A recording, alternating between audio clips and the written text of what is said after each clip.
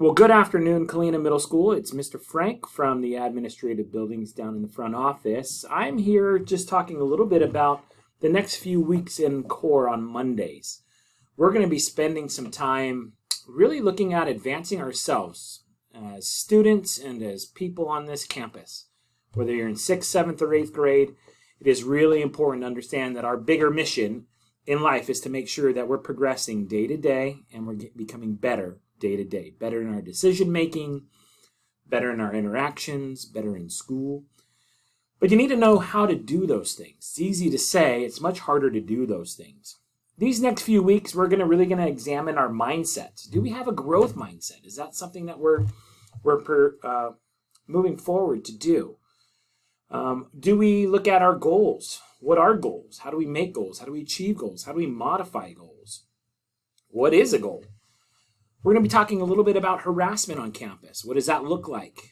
Social media-wise, on the internet while you're away from school, recognizing bullying, what to do about it, how it looks, sounds, feels, and what we can do to make sure that we have a great campus on and off every single day.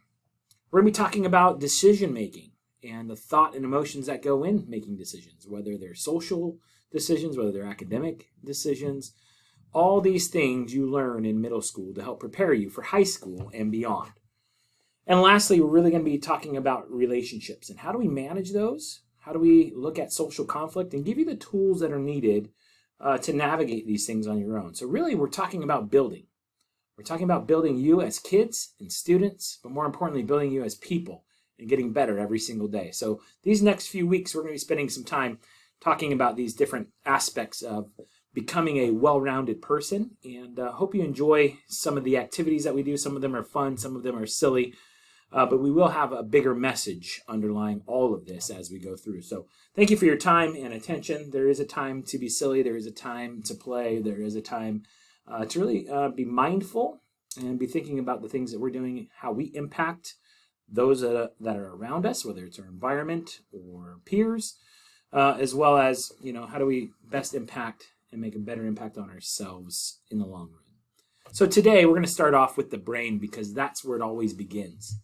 And so when we talk about creating new pathways in our brain, there are ways to grow your brain. It is something pretty special to learn and know about. So you're going to learn about how to grow your brain and how to get better at something new. We always want to get better at something new. Take a moment right now and just think for a second. What is one thing that you've worked hard to get better at? And what did you do to get better at it? So for example, maybe you're into gaming and you want to get to the next level. So what did you want to do to get better at that? Same thing with sports. If you're interested in the sports world, maybe it's soccer, maybe it's basketball or volleyball. Maybe it's mountain biking or BMX. Maybe it's one of those extreme sports, like you see on X Games in skateboarding and wakeboarding. Just a myriad of things. So what is one thing that you've really worked hard to get better at? And then what did you do to get better? So take a moment and go ahead and write that down. Teachers, you can pause and then join me back when you're ready.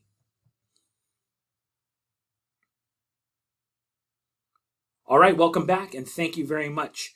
Hopefully you had some time to think about one way that you can get better.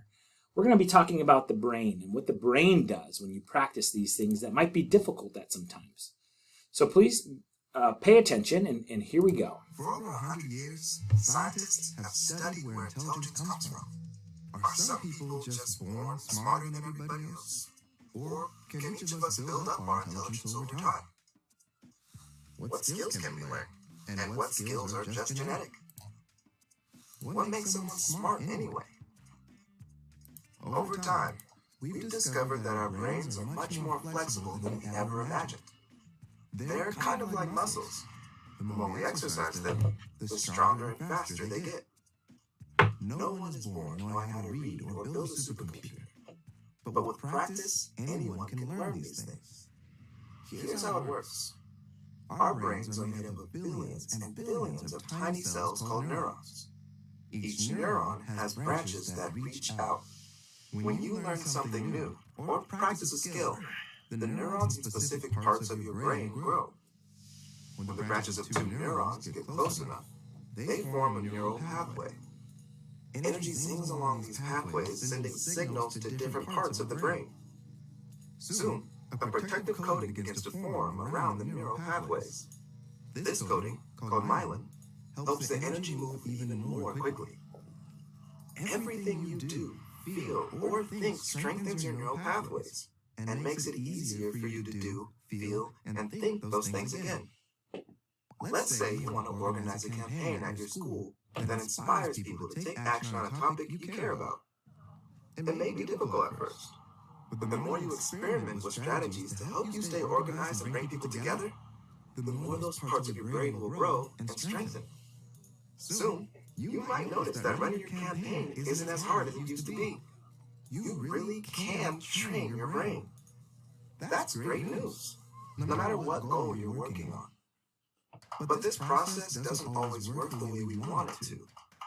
If you learn and practice doing something the wrong way, it becomes easier to do it the wrong way again. That can make bad habits pretty hard to break. Luckily, you can also retrain your brain. With effort and attention, you can decide which neural pathways you'd like to strengthen and which pathways you'd like to fade away. As you tackle bad habits and work through your emotions, even as you make mistakes and keep trying, your brain lets old, unused connections go and forms new connections to help you reach your goals. And while myelination happens throughout your whole life, it really picks up in middle school. The frontal lobe of your brain, the part that helps you plan ahead, make decisions, and think logically, is myelinating at a faster rate now than it ever has before. Which means that, scientifically, now is a great time to decide how you want to build your brain. And the good news is that even after middle school, there's no expiration date on your potential. You can, and do, build connections and learn new things throughout your whole life. Your brain power isn't decided by your genes, your family, or what other people think or say about you. It's up to you. Whether you want to achieve a big, long-term goal, or just form some good daily habits, you can start building your brain to do those things anytime you want. So, what will you train your brain to do?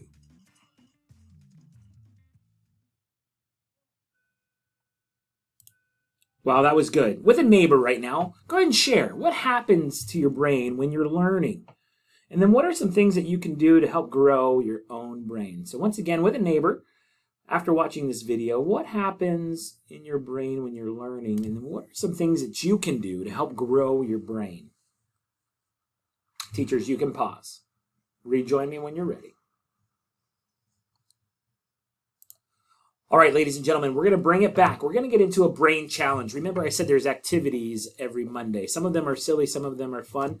This one is definitely a fun one and something that you haven't done before quite like this. We're going to be playing rock, paper, scissors, but we're not playing against each other. We're going to be playing against yourself. That's right. You're going to be playing against yourself. Here's how it works. You're going to have to use both hands at the same time. Your left hand must always beat your right hand, and there are no repeats. So each hand sign must be different from the last. Your partner will count how many times you can do it in a row. So once again, you're going to be playing against yourself. Your left hand must always beat your right hand, and there are no repeats with the sign changing every single round. So choose right now, with you and your partner, on who goes first. You will each have 1 minute to play. If you make a mistake, your partner will just simply start your count over. And you want to record the highest count as your score and then switch. So once again, with your partner, decide who's going to go first. You guys are going to have 1 minute. Your teacher will go ahead and time you. Remember, if you make a mistake, not a big deal. You'll just start your count over and then just record that highest score and then switch. All right, are you ready? And begin. Try to get as many as you can. Remember, your hands have to have different signs with your left hand winning the entire time. Record those scores. What did you notice about your ability to win against yourself as you continue to play and practice? What did you learn through this activity? the difficulty level. What did you figure out in terms of strategy? Go ahead and think to yourself and share with your partner. And lastly, go ahead and write down what happens in your brain when you practice something new and difficult. What are some of those things that do happen in your brain when you practice something new and difficult? Go ahead and write that down.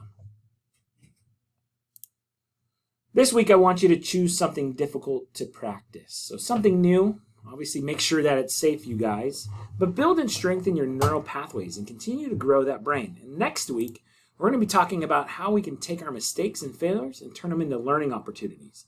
So once again, we're going to be growing and learning these next few weeks. On Mondays, we're going to spend some time really getting to talk about our mindsets, what our goals are, and how can we overcome obstacles that might get us down sometimes, and how can we end up turning those into learning opportunities and thus successes. So thank you for your time and patience. I hope you had a good time. I look forward to playing a little rock, paper, scissors with you out on the passing period. So we'll see you later. Have a great day.